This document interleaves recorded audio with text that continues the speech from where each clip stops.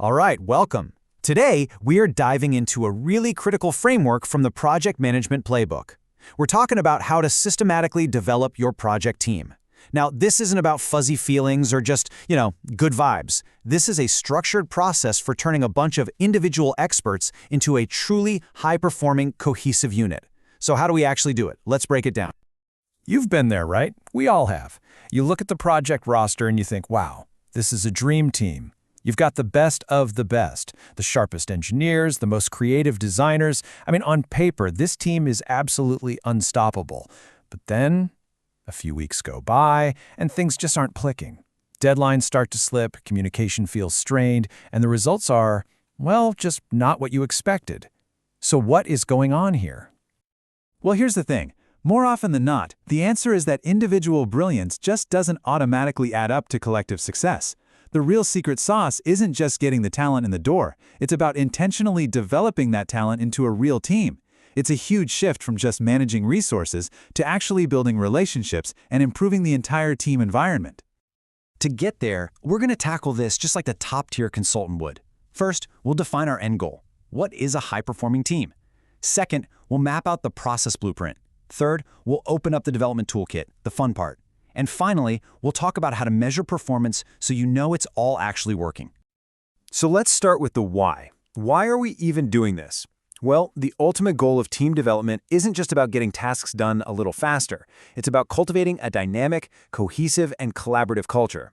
What we're really aiming for is a team that can not only handle the work you plan for, but can also tackle the unexpected stuff, solve problems together, and innovate on the fly.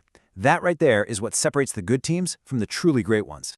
And you should know, this isn't just some abstract idea I came up with. It's actually a formalized process in the PMBOK guide. That's the project management body of knowledge, which is pretty much the global standard for this industry. And as you can see from its definition, the process really zeroes in on three key areas: improving individual skills, making team member interactions better, and cultivating a healthier overall environment. And the goal of all three, it's simple: to directly boost project performance. Okay, so now let's see how this all comes together in a clear blueprint. Like any professional process, team development has specific things you need to start with, your inputs, and tangible results you get at the end, your outputs. It's not magic, it's a structured system. And this shows the flow perfectly. You start with your key inputs. Think of these as your foundational documents. Then you apply the tools and techniques from the developed team process, which we're going to get to in our toolkit section. And what you get out of it are the outputs, real, measurable results that tell you how your team is actually growing and evolving. Now, what's really cool about this is how practical it all is.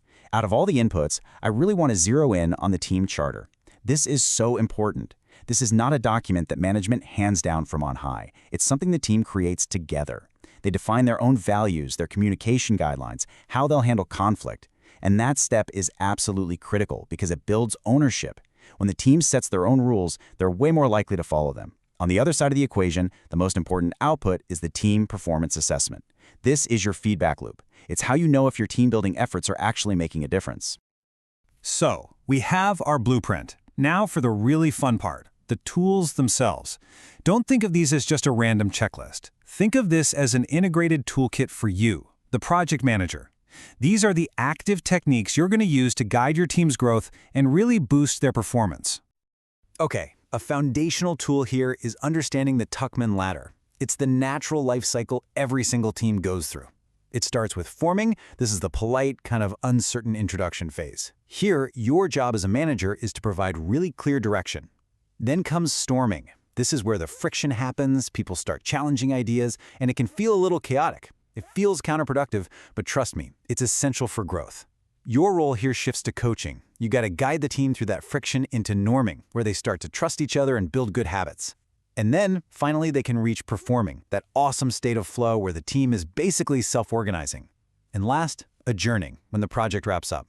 Knowing these stages lets you apply the right leadership style at exactly the right time. Now, along that journey, especially during that storming phase, two skills are just paramount: conflict management and negotiation. They sound kind of similar, but they do very different things. Conflict management is about constructively resolving disagreements when they pop up. It's reactive.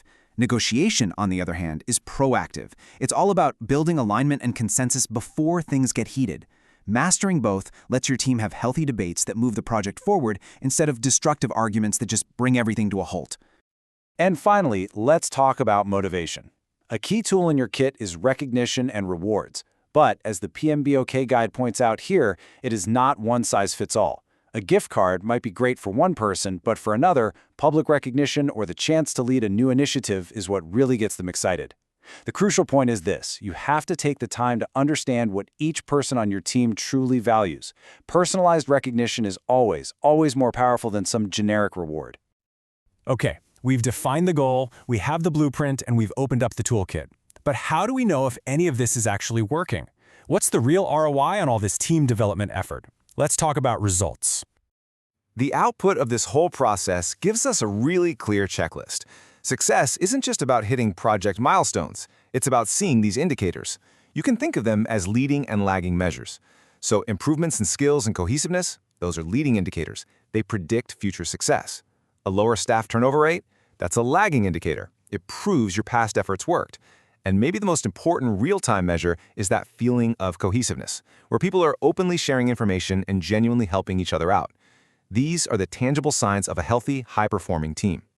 So after looking at the whole framework, the blueprint, and the tools, the core message is really this. You can't just throw a bunch of talented people in a room and hope for the best. Project success depends on a deliberate, structured, and continuous process of team development. Great teams are the results of intentional effort, not just good luck. And that brings us to the final and honestly the most important question. This knowledge is only powerful if you actually use it. So I want you to think about your team right now. Based on everything we just talked about, what is the single most impactful action you can take this week to start building a better team? Are you going to run a team charter session? Are you going to finally help resolve that lingering conflict? Or maybe you'll just take the time to figure out what truly motivates each person. The choice is yours.